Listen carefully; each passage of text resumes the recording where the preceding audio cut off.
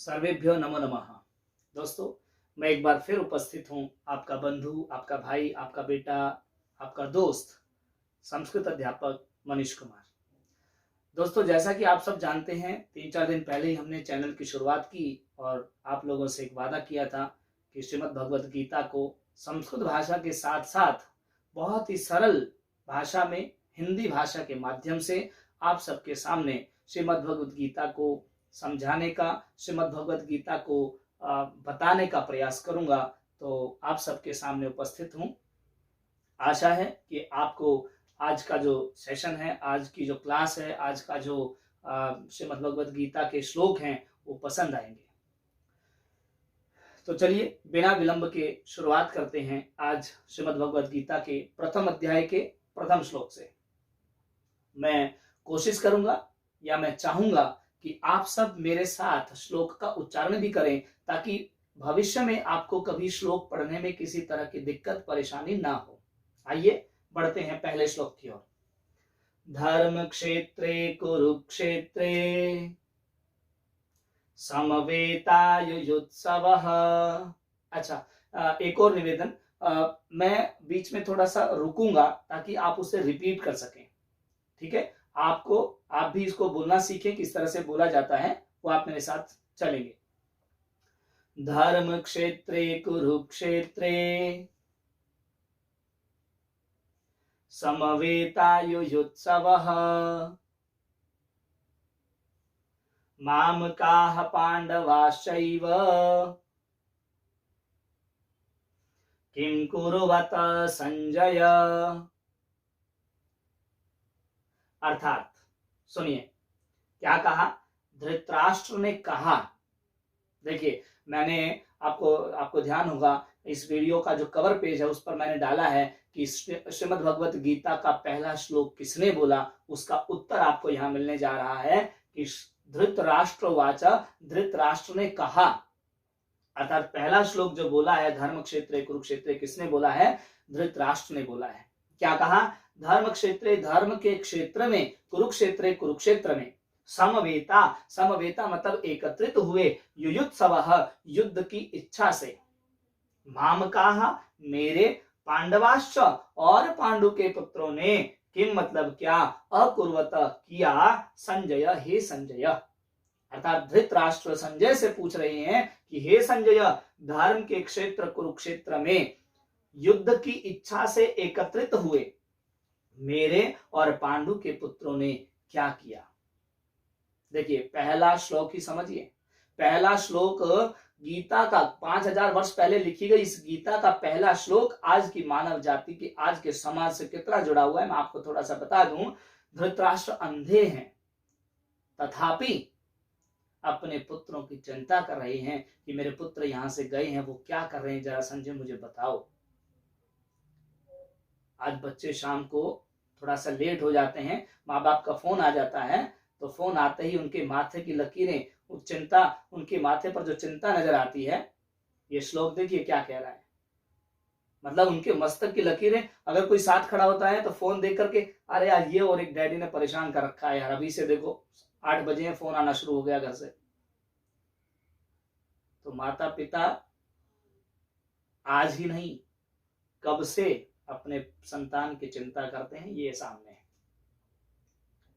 तो चलिए देखिए, मैं आपको थोड़ा सा एक बात और बता दूं। श्रीमद् भगवद गीता जो है अनुष्टुप छंद, मैक्सिमम जो श्लोक हैं, ज्यादातर जो श्लोक हैं अनुष्टुप छंद में लिखे गए हैं। आप बिना मेरी सहायता के भी इन श्लोकों का अध्ययन कर सकें, इन श्लोकों को पढ़ सकें, इन श्लोकों का उच्चारण कर सकें, इसके लिए मैं आपको थोड़ा सा अनुष्टुप छंद का स्पष्टीकरण देता हूं।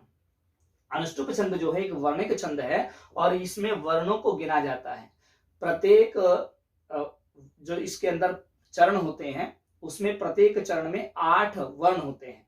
अर्थात कुल मिलाकर के इस छंद के अंदर या इस श्लोक के अंदर 32 वर्ण है, क्योंकि 4 चरण हुए ना, 1, 2, 3 और 4, प्रत्येक चरण में 8-8 वर्ण है, 8 4 जा 32।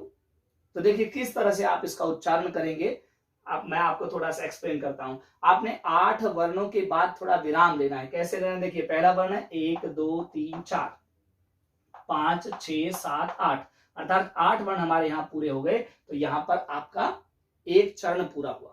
इसी तरह अगला चरण देखिए, 1 2 3 4 5 6 7 8 वर्ण। अब देखिए यहाँ पर आधा वर्ण को नहीं गिना जाता है, जैसे युयुत सवम आपने देखा यहाँ पर त और स, त आधा है तो उसे नहीं गिनेंगे। वर्णिक छंद में आधे वर्ण को नहीं गिना जाता है। तो इसलिए अनुष्टुप छंद में किस तरह से आप इन श्लोकों का उच्चारण करेंगे ये भी मैं आपको साथ में बता रहा हूं। धर्म क्षेत्रे कुरुक्षेत्रे, रुके हम यहाँ पर, समवेतायुयुत्सवः। लय कुछ भी हो सकती है, लय आप अपने तरीके से बना सकते हैं, लेकिन विराम जो रहेगा वो प्रत्येक 8 वर्ण के बाद रहेगा। ऐसे ही देखिए, मामकाः पांडवाश्चैव, मामका देखिए 1 2 3 4 5 6 7 और 8। उसी प्रकार से अगला चरण है किं कुर्वत संजय। इस तरह से 8 वर्णों के 4 चरण अनुष्टुप छंद में। और केवल गीता में ही नहीं, केवल गीता ही नहीं, आप महाभारत, संपूर्ण महाभारत को देखिए, ज्यादातर जो श्लोक हैं वो अनुष्टुप छंद के हैं। आप रामायण को देखिए, अनुष्टुप छंद में लिखा, पुराणों को 18 पुराण जो है वो अनुष्टुप छंद में लिखे गए हैं। तो अगर कहा जाए कि बहुत बड़ा साहित्य जो है वो अनुष्टुप छंद में भारत का लिखा गया है, संस्कृत भाषा का जो साहित्य है बड़े जो है वो अनुष्टुप छंद में लिखा गया है। तो मैंने आपको ये थोड़ा सा इसलिए एक्सप्लेन किया क्योंकि आप कई बार अकेले भी जब पुस्तक पढ़ने बैठते हैं तो श्लोकों का वाचन, श्लोकों का उच्चारण आप इतने अच्छे से नहीं कर पाते हैं, इसलिए मुझे लगा कि चलो थोड़ा सा अनुष्टुप छंद से भी आपका परिचय करा दिया जाए। आगे बढ़ते हैं।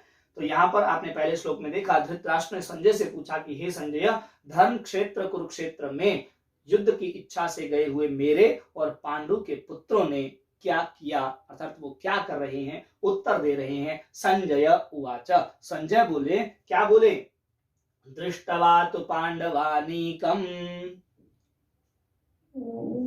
व्यूढ़म दुर्योधनस्तदा आचार्यम उपसंगम्य राजा वचनम अब्रवीत।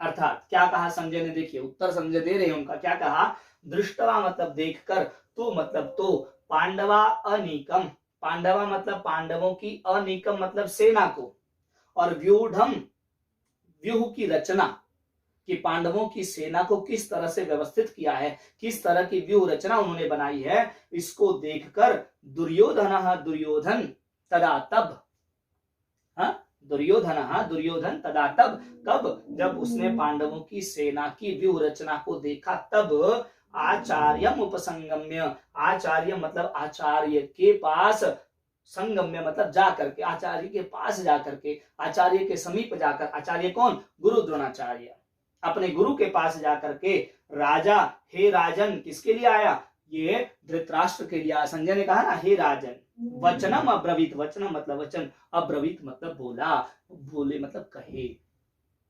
किसने, दुर्योधन पांडवों की व्यूह रचना को देखकर आचार्य द्रोण के पास जाकर बोले। क्या बोले ये अगले श्लोक में पता चलेगा। तो दोस्तों आज की वीडियो को बहुत लंबा, बहुत बड़ा नहीं बना रहा हूं, क्योंकि इससे पहले भी 2 वीडियो, एक वीडियो मैं आज के दिन ही पोस्ट कर रहा हूं, आज के दिन ही मैंने भेजी है। तो उम्मीद करूंगा कि आप सबको आज का ये प्रयास, आज का ये जो कोशिश है वो आपको पसंद आएगी, और आप ये जो चैनल है वो कोई मेरा चैनल नहीं, ये आप लोगों का अपना चैनल है।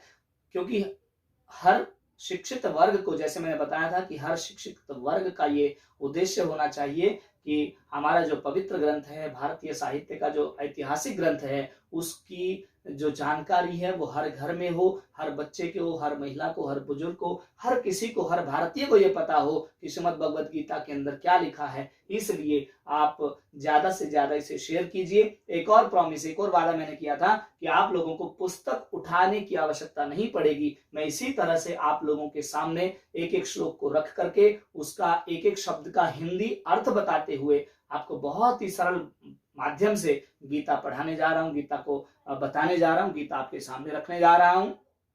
तो एक बार फिर आप सबका बहुत बहुत धन्यवाद। और हाँ, एक जानकारी और दे दूं, चैनल को कोई बहुत लंबा समय नहीं हुआ है, 2-3 दिन ही हुए हैं। 14 तारीख से हमने शुरुआत की थी और आज महाशिवरात्रि का पावन पर्व, तो आज यही 3-4 दिन में ही चैनल जो है काफी अच्छी तरक्की कर चुका है। 2-3-4 दिन में ही 200 प्लस सब्सक्राइबर हो चुके हैं और लगभग 1000 के आसपास व्यूवर हो चुके हैं। लेकिन मेरा उद्देश्य, मैंने पहले भी कहा था, ये सब नहीं है, लेकिन आप लोगों को सिर्फ एक जानकारी देना था कि आप लोगों का सहयोग बहुत ही फल फूल रहा है। आप इसी तरह से मेरा साथ दीजिएगा। अगली वीडियो में एक बार फिर आपके सामने उपस्थित होऊंगा। तब तक के लिए नमो नमः, नमस्कार।